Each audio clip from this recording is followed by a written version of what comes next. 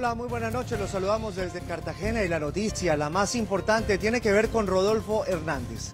En este momento, Rodolfo Hernández ya no es candidato a la gobernación de Santander. La razón, la sala plena del Consejo Nacional Electoral decidió revocar su inscripción. Una de las razones que tuvo en cuenta el tribunal eran las 3 sanciones que ya tenía Rodolfo Hernández. Él dice que va a interponer unas medidas para volver a recuperar su candidatura. Esta es la historia.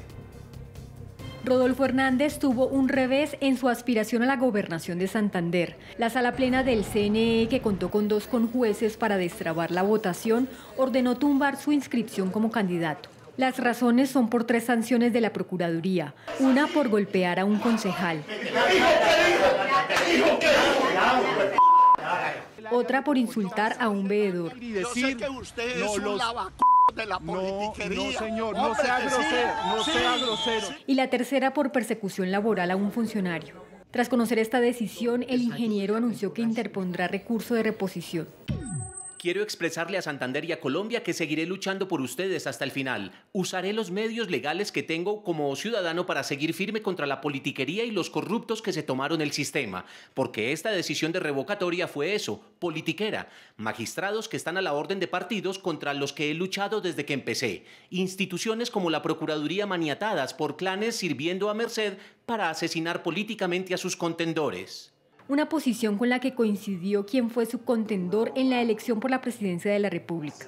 Debo expresar mi desacuerdo con lo que está aconteciendo en el CNE. Con el caso de Rodolfo Hernández, mi rival en la presidencia, se ha revivido la tesis de quitar derechos políticos por sanciones administrativas en abierto desacato a la sentencia de la CIDH, que es de obligatorio cumplimiento. Es la población la que debe decidir libremente sus mandatarios locales. En muchas regiones, decisiones administrativas del CNE están cambiando la decisión de los pueblos. No obstante, para la procuradora Margarita Cabello, los magistrados del CNE actuaron con la Constitución en la mano. El candidato Rodolfo Hernández tiene 3 sanciones y la ley colombiana dice que quien tenga 3 sanciones se hace acreedor a una inhabilitación por 3 años, y la ley colombiana dice que no pueden inscribirse candidatos que estén inhabilitados, y la institucionalidad parece que volvió a fortalecerse.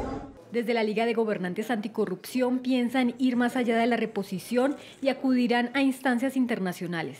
Y la solicitud de medidas cautelares ante la Comisión Interamericana de Derechos Humanos. Ni al ingeniero Rodolfo Hernández ni a ningún ciudadano la Procuraduría puede limitarle sus derechos políticos. Una autoridad administrativa no es juez. Los jueces de la República son los únicos que pueden limitar derechos políticos, y eso ha sido ya ratificado en el caso de Leopoldo López en Venezuela y en el caso de Gustavo Petro aquí en Colombia. El ingeniero no solo enfrenta una situación difícil en la política, sino también en su estado de salud. Pues esa es la noticia del día, la situación de Rodolfo Hernández, Mauricio, y no sorprende porque Rodolfo Hernández viene de problema al problema. Acuérdese lo que pasaba con Vitalogic, pero en este caso puntual, la agresión que tuvo contra el concejal cuando le pegó y el caso de constreñimiento o acoso sobre uno de sus funcionarios, pues llevó a que el Consejo Nacional Electoral le anulara su inscripción. Lo que sorprende, Paula y Mauricio, es el respaldo del presidente Gustavo Petro a Rodolfo Hernández. Otrora enemigos políticos, hace un año los dos estaban en competencia por la presidencia de la República, y hoy Gustavo Petro abiertamente sale a respaldarlo y a decirle que entonces el Consejo Nacional Electoral está tomando decisiones por encima de las decisiones populares. Sí, señor, sin duda eso es lo que más llama la atención de toda esta situación, porque es complejo lo que se está desencadenando. El presidente de frente lo dice que está en desacuerdo, habla de que se están quitando derechos políticos, entonces nuevamente tenemos aquí un choque entre organismos, entre instituciones, y vuelve, Mauricio, si usted se da cuenta, a salir al baile entonces el tema de la Procuraduría. Así es, digamos que hay que recordar cuál es la doctrina interamericana acerca de este tema, y es que a una persona no se le pueden restringir los derechos políticos por decisión administrativa.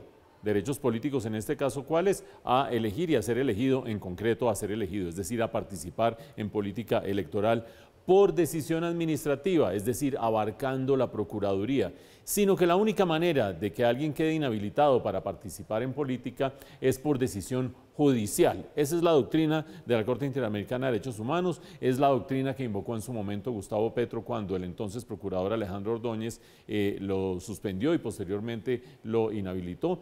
Y esa doctrina es la que se está defendiendo en este caso. No es raro que el presidente Gustavo Petro defienda esa doctrina una y otra vez, entre otras, dicen algunos observadores y analistas, para neutralizar a la Procuraduría actual, para quitarle dientes a la Procuraduría actual, que es de signo político. Hay quienes dicen que totalmente contrario al gobierno, pero por lo menos no afín al gobierno.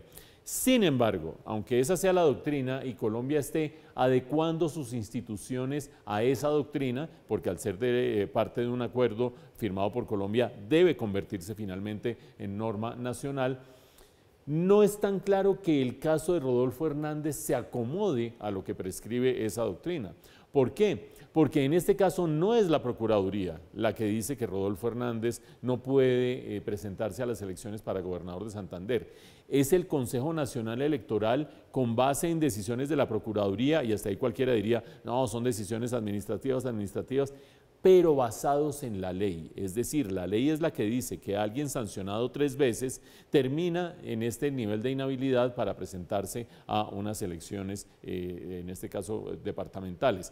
Ahí aparecen todas las suspicacias, porque parecería que los caminos que le quedan a Rodolfo Hernández, que son por un lado la tutela, por otro lado la posibilidad de pedir al mismo Consejo Nacional Electoral en cuestión de horas que se revise nuevamente su caso, todo lo cual tendría que surtir efecto antes del 10 de octubre, que es cuando se empiezan a imprimir los tarjetones para las elecciones. Parecería que ese camino no le funciona por falta de tiempo y se iría al sistema interamericano de derechos humanos, que terminaría fallando demasiado tarde para que esto se hiciera efectivo. Viene la última suspicacia, y es: Gustavo Petro defiende el caso de Rodolfo Hernández porque definitivamente cabe dentro de la jurisprudencia de la Corte Interamericana de Derechos Humanos, o defiende a Rodolfo Hernández porque, aunque él mismo lo dice en su mensaje de Twitter, hoy X, él fue mi rival en las elecciones presidenciales, todo el mundo dice, Gustavo Petro no pudo tener mejor rival en la segunda vuelta que alguien que no iba a los debates, que no daba entrevistas, que no se presentaba y que se fue desinflando en la favorabilidad de la gente. Tanto que el pacto histórico en algún momento estaba impulsando a la misma candidatura de Rodolfo Hernández. Creo yo que aquí hay tela para cortar y habrá que ver hasta dónde llega esta disputa y qué termina decidiendo el Consejo Nacional Electoral cuando se pida que, de parte de Rodolfo Hernández, que revisen ese fallo.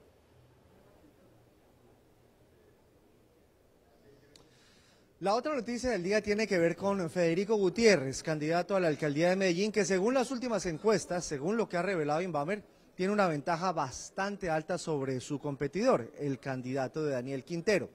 Y la noticia tiene que ver con una oferta. Por lo menos 2.500 millones de pesos estarían ofreciendo a delincuentes para asesinar a Federico Gutiérrez. La información se dio a conocer muy temprano esta mañana. Buscamos a Federico Gutiérrez. Él dijo que conocía estas informaciones por lo que se había publicado en los medios de comunicación, pero le está pidiendo, Paula, a la Fiscalía y a la Policía que investigue, toda vez que en Colombia no se puede dar el lujo de tener un nuevo magnicidio. ¿Qué más dijo Federico, Paula? Pues mire, Federico dice que no se puede pasar por alto una denuncia como estas, porque sería retroceder en el tiempo. Ya la Fiscalía, usted decía que Federico Gutiérrez estaba pidiendo pues que la Fiscalía tomara cartas en el asunto. Ya se sabe que están adelantando una investigación al respecto con la información que se tiene, porque uno de los denunciantes de esta situación pues fue Luis Felipe Henao, exministro de Vivienda, muy cercano a la carrera política de Federico Gutiérrez, y él dice que esto se estaría moviendo desde la cárcel de Itagüí. En horas de la mañana se conocieron detalles sobre unas advertencias, al parecer por un atentado que se quiere perpetrar en contra del candidato a la alcaldía de Medellín, Federico Gutiérrez, por parte de delincuentes. Esto a tan solo un mes de las próximas elecciones territoriales, el 29 de octubre de este año. El candidato, por su parte, manifestó que no se pueden permitir este tipo de violencias porque sería retroceder a tiempos de antes. Ya no solo de esas estructuras criminales dedicadas toda la vida a asesinar, a desplazar, a hacerle tanto daño a la gente. Ese sería el medio utilizado, al parecer, las estructuras criminales. Pero alrededor pareciera que existiría entonces una bolsa de recursos financiada por políticos corruptos y por contratistas corruptos. que no vaya a ser que estemos entrando en una nueva fase, grave y delicada y triste como las épocas pasadas de nuestro país, parecidas a lo que ha ocurrido en los últimos días en Ecuador, donde asesinaron un candidato presidencial. La Dirección Especializada contra las Violencias a los Derechos Humanos de la Fiscalía ha asumido la responsabilidad de investigar estas recientes amenazas de muerte dirigidas contra Gutiérrez. A raíz de las amenazas conocidas públicamente contra Federico Gutiérrez, candidato a la alcaldía de Medellín, la Fiscalía General de la Nación, a través del grupo de amenazas de la Dirección Especializada contra las Violaciones a los Derechos Humanos, abrió una noticia criminal y está adelantando las labores investigativas correspondientes para determinar quién está detrás de las intimidaciones. Estas amenazas fueron denunciadas por parte de Luis Felipe Henao, quien anteriormente ejerció como jefe de campaña en la candidatura presidencial de Gutiérrez. Según Henao, existe un supuesto plan criminal con una recompensa de más de 2.500 millones de pesos para aquel que atente contra la vida del político. Están ofreciendo 2.500 millones por asesinar a Fico Gutiérrez. Están desesperados por no dejarlo llegar a la alcaldía de Medellín. Las primeras informaciones reveladas indican que las amenazas y la orden de asesinato podrían tener origen en la cárcel de máxima seguridad de Itagüí, ubicada en el sur del departamento de Antioquia, y al parecer quien estaría detrás sería Freine Ramírez García, también conocido como Carlos Pesebre, líder de la banda Los Pesebreros y quien hoy se encuentra cumpliendo una condena en dicha prisión desde 2013.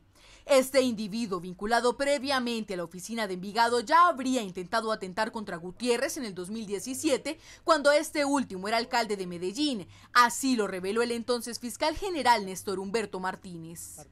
Están visitando las cárceles ofreciendo beneficios a delincuentes como Carlos Pesebre, asesino que él persiguió. Es importante que la Procuraduría y la Fiscalía tomen medidas. Los delincuentes que se robaron los recursos de la alcaldía de Medellín se sienten acorralados.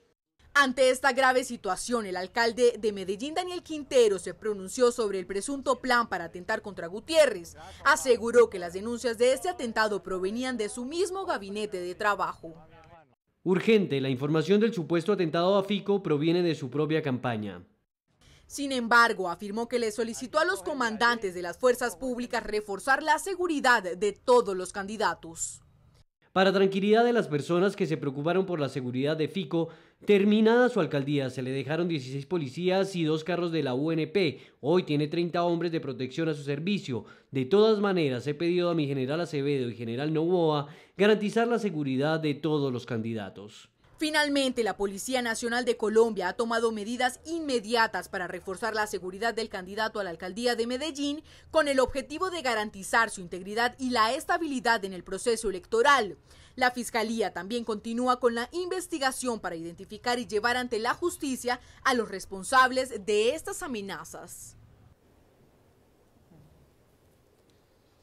Aquí hay dos dimensiones delicadas de esta amenaza sobre Federico Gutiérrez. Una, que sea alias Carlos Pesebre, un hombre que está vinculado a la oficina de Envigado, que fue capturado y llevado a la cárcel cuando Federico Gutiérrez era el alcalde de Medellín, y que estén ofreciendo plata en esa cárcel para asesinarlo o para atestiguar en contra de Federico Gutiérrez. Y la otra dimensión, Paula y Mauricio, es la muy rápida reacción de Daniel Quintero, que salió a decir o a descalificar estas amenazas, estas informaciones, diciendo que todo provenía del interior de la misma campaña de Federico Gutiérrez.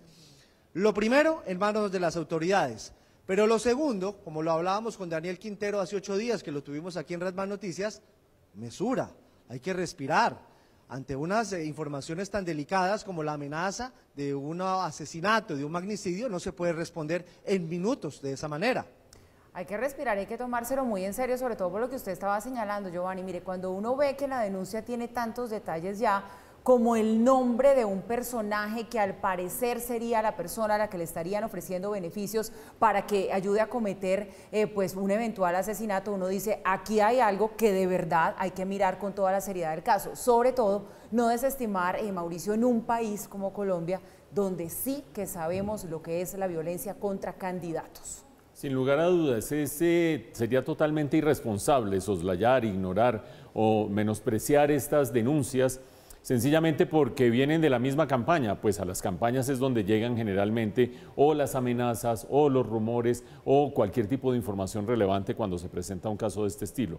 Por lo tanto, no es raro ni debe ser de ninguna manera demeritado el que venga de la campaña. Punto número 1. Punto número 2. No existen en este momento ningún tipo de evidencia en la policía o evidencia en la Fiscalía General de la Nación acerca de que esto se esté tramando. Por lo tanto, la decisión de la Fiscalía de empezar a trabajar, empezar a investigar rápidamente es fundamental, porque de otra manera sería imposible saber exactamente qué puede estar pasando y hay que actuar rápidamente. Número 3.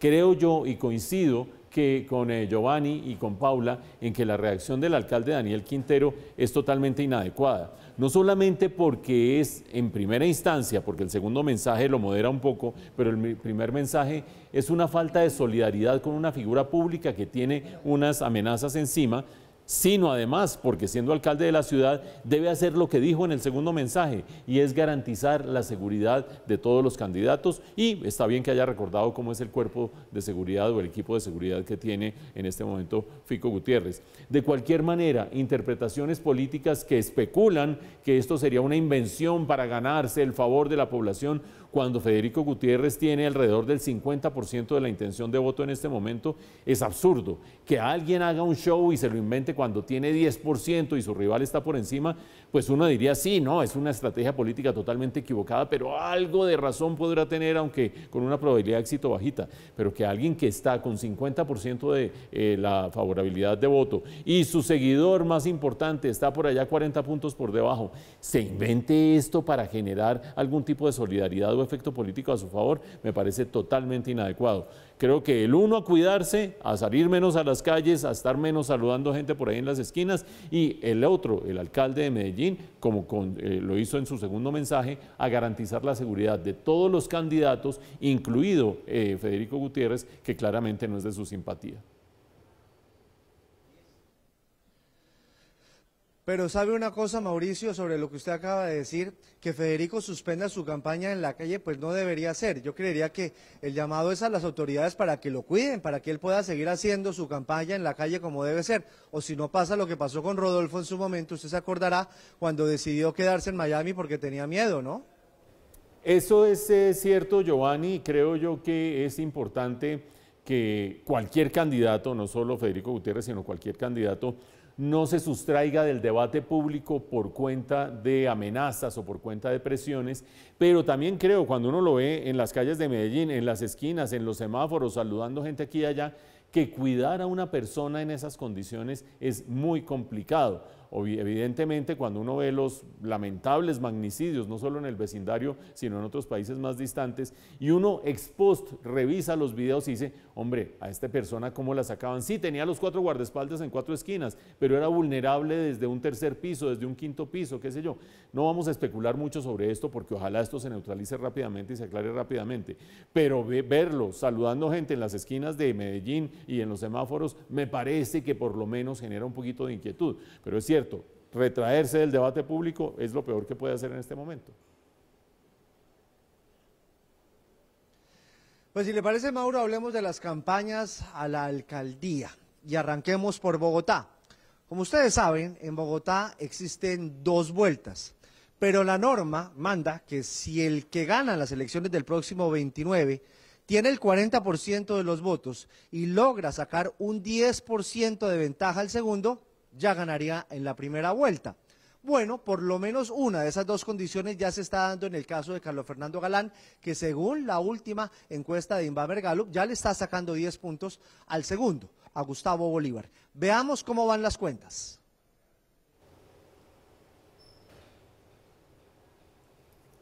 Cintia, buenas noches. Giovanni, televidentes, buenas noches. Sí, como usted lo decía, esta puede ser tal vez la primera vez que vaya a haber segunda vuelta en Bogotá. Esto gracias al acto legislativo de 2019 que permite que en Bogotá haya segunda vuelta, como usted lo decía, pues si ninguno de los candidatos logra obtener el 40% de los votos y no saca esa ventaja del 10% entre el primer y segundo aspirante, pues lo que hemos visto en las recientes encuestas es que efectivamente va encabezando Carlos Fernando Galán, pero no llega a ese 40%, aunque en el último mes creció 6%, por lo que podría abrirse la posibilidad de que Galán pueda ser el vencedor en primera vuelta. Veamos el informe.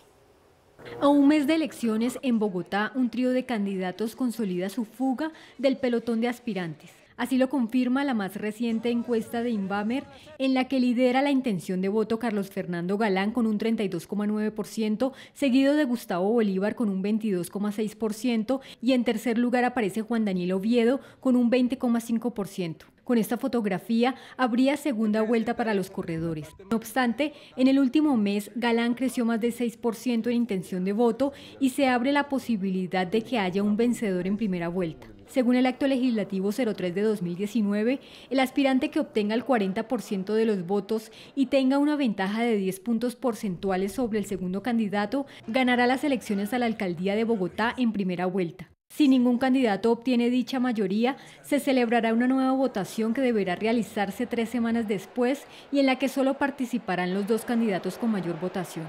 Aunque Oviedo está en el tercer puesto, creció 4 puntos en el último mes, mientras que Bolívar solo 2 puntos. Otro de los temas que entraría a jugar sería la desfavorabilidad. La del ex senador es de 35%, mientras que la de Oviedo es de 17%. No obstante, de llegar a haber una segunda vuelta, el candidato del pacto histórico perdería si se enfrenta tanto con Galán o con Oviedo, según los sondeos. Bueno, y miremos cómo están las cosas en Cali, en mi ciudad. ¿Cuál es, Juan, lo saludo, ese análisis después de la adhesión de Diana Rojas a Alejandro Eder y lo que muestran también estos resultados de la encuesta de Inbamer para Roberto Ortiz, que viene bajando? Buenas noches, ¿qué tanto se sacude el panorama? Paula, buenas noches. Desde luego, su ciudad, mi ciudad y la de todos los caleños. Pues mire, el panorama acá en la ciudad de Santiago de Cali tiene a 2 candidatos empresarios. Por un lado está Roberto Ortiz, que viene del sector de los juegos de azar, de las loterías, y por el otro lado tenemos a Alejandro Eder, quien es por supuesto empresario del sector azucarero de aquí en el departamento del Valle del Cauca. Ambos candidatos están punteando en las encuestas. Lo significativo es que Roberto Ortiz viene en desplome, ha bajado 10 puntos, sin embargo sigue liderando en las encuestas, ocupando el primer lugar, pero está luego Alejandro Eder, que significativamente pues ha subido en la encuesta, y recordemos la adhesión que hizo con Diana Rojas. Esto es muy importante porque pues si sumamos sus 2 candidaturas, las 2 intenciones de votos entre Diana y Alejandro Eder, pues superarían en 6 puntos a Roberto Ortiz. Eso desde luego es un dato que hay que resaltar. Mire, en el siguiente informe le contamos cómo se comportaron las cifras de esta nueva encuesta Inbamer aquí en la ciudad de Santiago de Cali. Luego de la adhesión de Diana Rojas a la candidatura de Alejandro Eder, estos podrían comenzar a darle una fuerte batalla a Roberto Ortiz, porque según la encuesta Inbamer, Ortiz se desplomó con 10 puntos, muy contrario a Eder, quien subió 8 puntos en esta última encuesta. Otro de los datos que resaltan dentro de las encuestas es que Roberto Ortiz sigue liderando en los sectores populares. Eso muestra su crecimiento en los estratos 1 y 2, mientras que Alejandro Eder sigue en una tendencia a la alta en estratos 4, 5 y 6. Por más que Eder y Rojas se unan, deberán hacer fuerza para sumar significativamente en los estratos donde no alcanzan a permear de sobremanera. Por ejemplo, Chuntico sigue ganando en los estratos populares 1, 2, y Alejandro Eder sigue ganando en los estratos altos 4, 5, 6. Ahora, con la adhesión de Diana Rojas, conocida como la Caleñísima, es la última apuesta, la última carta por parte de la aristocracia caleña, mejor conocida como los cacaos, para ver si pueden volver a recuperar un poco de ese poder político que han perdido durante los últimos años. Uno de los problemas manifiestos con los que deberá asumir el próximo mandatario de los caleños es también la seguridad y los reparos en las vías de la ciudad. Para esta última, el próximo mandatario deberá de salir de una deuda adquirida por las 2 últimas administraciones por más de 2.2 billones de pesos. tres problemas muy importantes, ustedes los veían al final de esta nota: desempleo, el arreglo de las vías y también el tema de la inseguridad. Llama mucho el tema de la inseguridad, más del 70%. Mire, algunos líderes de opinión también han añadido que probablemente el descenso de Roberto Ortiz tiene que ver mucho con que se ha concentrado en hacer algunas alianzas. Se ha sabido que él ha estado conversando con sectores del pacto histórico para lograr también como esa unanimidad en su candidatura, y pues Alejandro Eder sigue subiendo porque cada vez está entrando precisamente a esos estratos donde hoy le hacen falta votos. Creen que precisamente por ese tema es que ha subido en cifras. Entonces vamos a ver cómo se siguen comportando estas candidaturas para saber quién va a ser el próximo alcalde de la ciudad de Santiago de Cali. Regresamos a estudio con usted, Giovanni.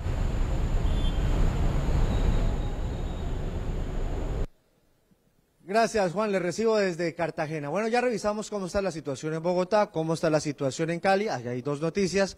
La otra noticia se da en Barranquilla. Bueno, en Barranquilla no, en el departamento del Atlántico, porque a decir verdad, los resultados de Invamer ya dan por ganador y con un margen histórico a Alex Char. Alex Char prácticamente ya es alcalde de Barranquilla, pero no se sabe qué va a pasar con la gobernación.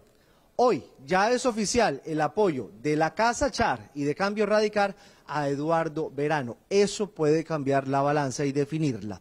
¿Cómo es la historia? Kimberly Martínez, muy buenas noches desde Barranquilla.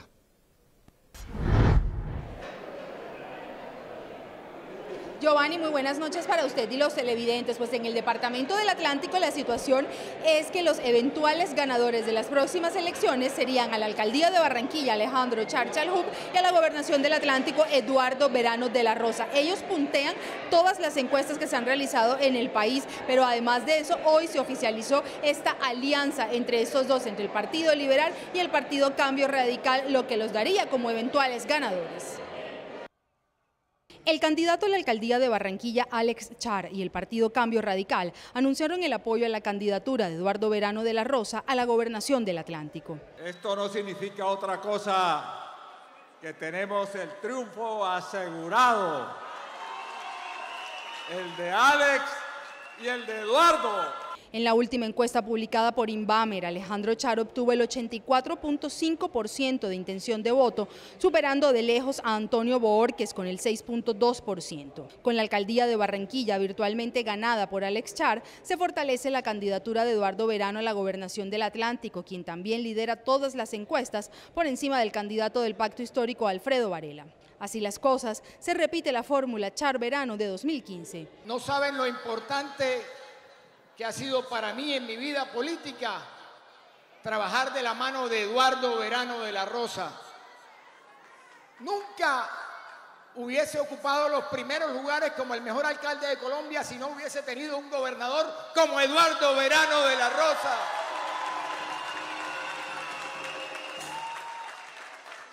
Como un hermano mayor. Aquí lo que hay es una hermandad, muy bien lo dijo Alex. Aquí lo que hay es una hermandad, una amistad construida a través del tiempo, porque Alex, sin ninguna duda, representa una nueva manera de hacer la política, una manera popular, una manera de bordillo, que logra una comunicación rápida e inmediata con la gente, pero lo más importante es la transformación real que ha tenido Barranquilla. El máximo líder de la familia Char señaló que siempre supieron que su apoyo sería Eduardo Verano, pero que no habían hecho el anuncio debido a la situación de su hijo, el ex senador Arturo Char. Sin embargo, levantamos la cabeza y para adelante, para adelante. Porque más temprano que tarde se sabrá toda la verdad y tendremos a Arturo con nosotros. El anuncio se hizo en medio de un multitudinario evento con simpatizantes de ambos candidatos. Así las cosas, se repite la fórmula Char-Verano de 2015 y los candidatos del pacto histórico del partido de gobierno quedarían por fuera de estas elecciones en el departamento del Atlántico. Información que registramos desde Barranquilla. Kimberly Martínez para Red Más Noticias. Gracias, Kimberly. Le recibo desde Cartagena. Ya más adelante les vamos a explicar por qué estamos en Cartagena de Indias nuevamente. Bueno, Paula, Mauricio, entonces aquí hay tres noticias. Bogotá, posibilidades de que sí se gane en primera vuelta. Carlos Fernando ya cumple uno de los dos requisitos, ya le saca 10 puntos de ventaja a Gustavo Bolívar. Cali, cambió la historia.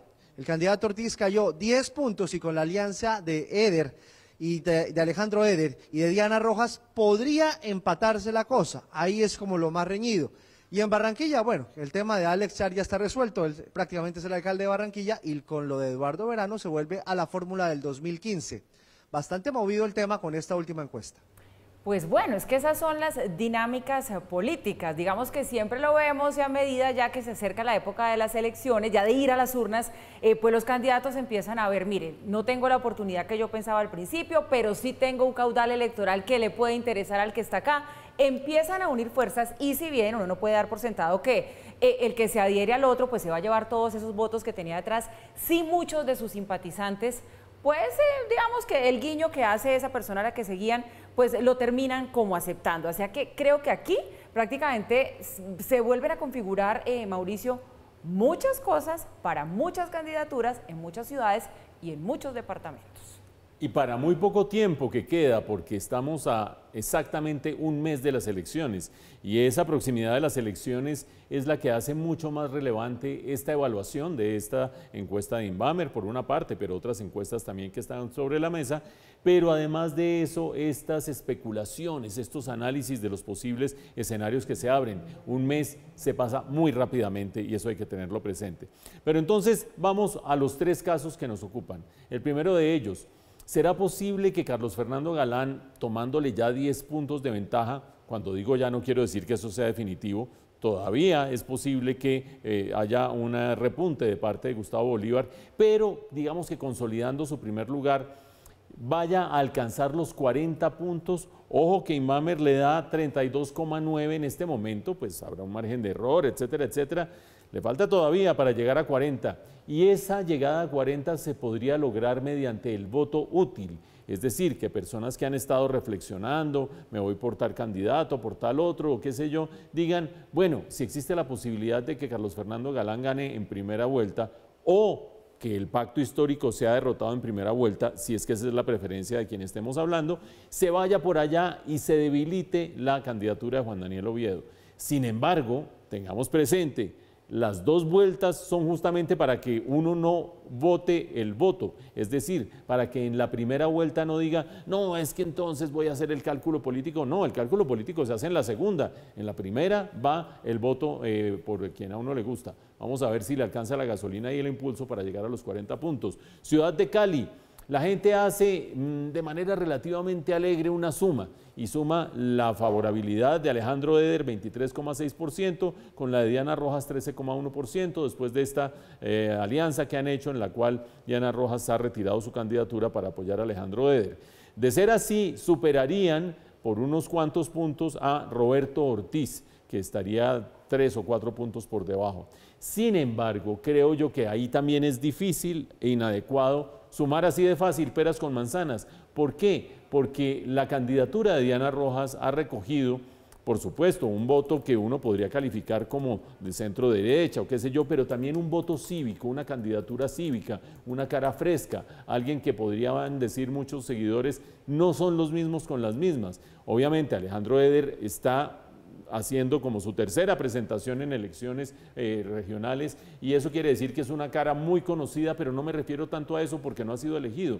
Sin embargo, sí representa, desde su apellido en adelante, la alcurnia del Valle del Cauca y por lo tanto clase dirigente del Valle del Cauca. ¿Es posible que eso perjudique hasta cierto punto la unión de todos los votos de Diana Rojas? Es posible que sí, es posible que no. También es posible que la gente diga, como allá no hay segunda vuelta, aquí no la jugamos todo en lo primero y si no les gusta Roberto Ortiz, algunos de los votantes digan, aquí sumamos porque es la única manera.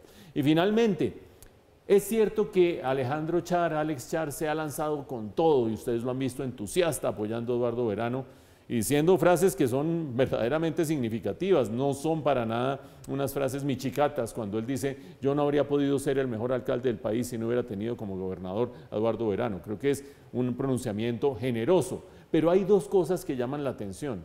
La primera es que ese respaldo a la candidatura de Eduardo Verano solo se dé ahora. Es decir, ¿por qué no? Eduardo Verano está con su candidatura rondando desde hace muchas semanas, sino un par de meses y más, y es raro que la Casa Char solamente aquí en la recta final se haya decidido apoyarlo. Lo apoya y creo que eso es el impulso definitivo para Eduardo Verano. Quizás la Casa Char también estaba viendo cómo se movían otros candidatos, pero creo que esa llave, con los antecedentes que tiene, es una llave prácticamente invencible. Causa curiosidad por qué tan tarde el respaldo. Pero el otro punto que causa, no sé si curiosidad o perplejidad, es que no hace absolutamente ninguna mella en la candidatura de Alex Char, ni en las candidaturas que él toque como si fuera el rey Midas, el hecho de que su hermano Arturo Char esté privado de la libertad. Sí, lo menciona Fuad Char, el jefe del clan político y clan empresarial y grupo empresarial, lo menciona, porque tiene que mencionarlo, porque es como un elefante en medio de una vidriera. Sin embargo, la mella que hace sobre las encuestas es prácticamente nula. Hay una vieja anécdota que dice que hay ciertas medidas del gobierno central que por la costa eso no pega. Pues bueno, parece que aquí hay medidas de parte de la rama judicial que en la costa no hacen mayor eco.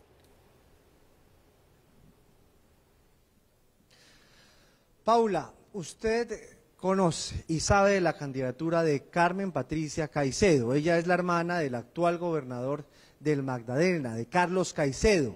Ahí también hay decisiones recientes. ¿Qué fue lo que pasó? Pues se acaba de conocer otra decisión del CNE, otra candidatura que se cae, esta un poco por lo que usted ya nos estaba adelantando. Por lazos de sangre acaban de tumbar esta inscripción de Carmen Patricia Caicedo a la alcaldía de Santa Marta. La inhabilita la sala plena porque es hermana de Carlos Caicedo, usted ya nos señalaba que es el actual gobernador de Magdalena, y también es hermana de Ana María Ortega Caicedo, que es directora del Instituto Distrital de Turismo. Entonces, para el organismo, los dos han ejercido algún tipo de autoridad ahí en Santa Marta dentro de esos 12 meses anteriores a la fecha de las elecciones. Eso sí, el aval al partido Fuerza Ciudadana, que fue por el que ella se había inscrito, se mantiene, entonces ellos van a poder inscribir otro candidato. Pero, en resumen, la noticia aquí es que es otra candidatura que se revoca. Entonces se cae esa y también se cayó, ya lo contábamos muy temprano, la de Rodolfo Hernández. Muy bien, seguimos. La otra noticia, Amparo Cerón, quien fue ternada para la Fiscalía General de la Nación, pues no se quiere dejar sacar de la terna. Hoy dijo que el presidente la excluyó, vulnerando sus derechos y sin consultarle a ella. En otras palabras, el presidente la terna y luego decide solito sacarla de la terna sin por lo menos darle una llamada, sin por lo menos consultarle, sin por lo menos hablar con ella.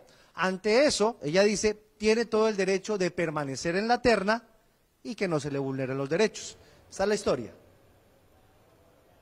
A pesar de haber sido excluida de la terna para fiscal por el presidente Gustavo Petro, la funcionaria Amparo Cerón no se rinde y envió otra carta a la Corte Suprema de Justicia pidiendo que pueda ser elegida como nueva fiscal, argumentando que al excluirla se hace una grave vulneración a sus derechos fundamentales y procesales, se mancilla su nombre y le genera graves prejuicios morales no solo a ella, sino a su familia.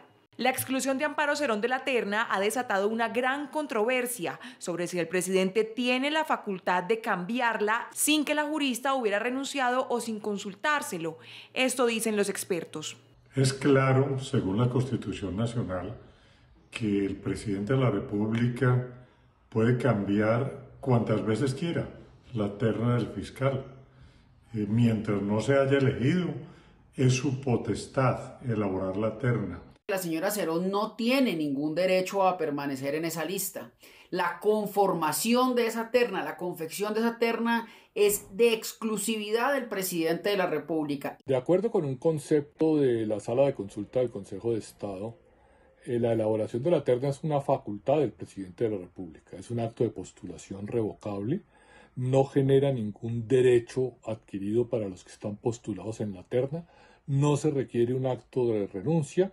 Sin embargo, en la segunda carta de 3 páginas que Cerón le envió a la Corte, la jurista defiende su derecho a ser elegida para el cargo de Francisco Barbosa basándose en el artículo 97 del Código de Procedimiento Penal, que establece que una terna no puede ser modificada sin el consentimiento expreso y escrito de los candidatos. Por su parte, la Sala Plena de la Corte deberá valorar tanto la nueva terna presentada como las misivas de Amparo Cerón. El presidente Petro incluyó en la terna a Luz Adriana Camargo en el lugar de Cerón, debido a que le preocupa que la jurista fue retirada de la investigación del caso Odebrecht y su presunta cercanía al exfiscal Néstor Humberto Martínez.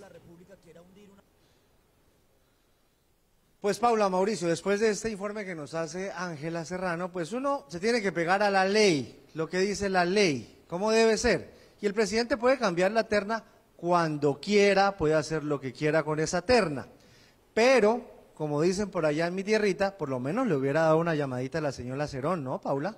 Pues como para decirle que la va a sacar. Pero sabe que esto se ha generado un debate muy interesante, porque si bien uno escucha a los expertos y son clarísimos en decir que esto no requiere un acto de renuncia, que aquí esto no genera ningún derecho adquirido, el hecho de que a uno lo haya internado, la Corte sí está diciendo, pues nosotros lo vamos a estudiar. Entonces uno queda ahí como con esa sensación de ¿será que esto puede tumbar la terna? ¿Será que se la van a devolver al presidente? Porque en este momento entonces hay 4 ternadas para una terna. ¿No? Suena extraño, pero es lo que está pasando realmente. Aquí hay efectivamente una dimensión jurídica. Sí, pero no se le olvide que el presidente fue él mismo hasta la Corte a presentarle a la nueva candidata. Ay, qué pena, Mauricio. Él fue a presentarle a la nueva candidata. Difícilmente se la tumban, creería yo. Aquí hay una dimensión jurídica que es donde rigen estos criterios de nuestros expertos, 3 fuentes consultadas, 3 expertos del mayor nivel, que dicen no se necesita que haya renunciado una persona de la terna para que el presidente pueda cambiar la terna. Es decir, más claro no canta un gallo. Acuérdense ustedes que la exmagistrada, la exfiscal Amparo Cerón cita una norma de los códigos. Habrá que ver esa norma qué vigencia tiene, qué alcance tiene, pero parecería ser que no es de mayor relevancia frente a los argumentos jurídicos de estas personas. En todo caso, como dice Paula, la Corte Suprema de Justicia ha decidido evaluarlo. La dimensión jurídica se tendrá que definir, además se tendrá que definir muy pronto, porque acuérdense que se está acabando el año, ya pasa uno por ciertas esquinas y ve bolas en los árboles de Navidad, imagínense ustedes a estas alturas del año. Pero la otra dimensión que está metida en la carta de la exfiscal Amparo Cerón es muy relevante, creo yo. No para cambiar de decisiones, pero sí para que la opinión pública lo tenga en mente. Cuando ella dice que se mancilla su honra, no quiero decir que se esté mancillando su honra de manera directa y flagrante, pero sí es cierto que si alguien propone a 3 personas y arranca un debate público cuestionando a una de las personas, que porque hizo, que porque no hizo, que porque no recibió el principio de oportunidad, que porque se le perdió el teléfono de Otto Bula, que porque hizo no sé cuántas, y el presidente decide, ya no me gusta esta, de alguna manera la máxima autoridad del Poder Ejecutivo, el jefe del Estado, está tomando un partido público por aquellos que están cuestionando a la señora Cerón. Yo no tengo ni idea si la señora Cerón habrá obrado bien, mal o qué sé yo en ese ámbito de Odebrecht. Parecería que hay argumentos para por lo menos cuestionar sus actuaciones, pero creo que mientras la justicia no demuestre que verdaderamente obró mal, siguiendo casi que el mismo argumento o análogo al que termina defendiendo el presidente en otros ámbitos, mientras la justicia no falle, ahí hay una presunción de inocencia, hay una presunción de idoneidad, y esa presunción de idoneidad la debe considerar quien arma la terna. Creo yo que esos vaivenes, no me gusta la terna porque la opinión pública no lo recibió bien, hago otra y hago otra y hago otra, va dejando en el camino la honra de mucha gente que se va cayendo. Es posible que eso no sea ilegal, es posible que la ley y los códigos finalmente digan, el presidente puede cambiar la terna cuantas veces quiera, pero creo que deberían tomarse un poquito el trabajo de confeccionar bien las ternas para que los nombres de las personas no queden tirados en mitad del camino.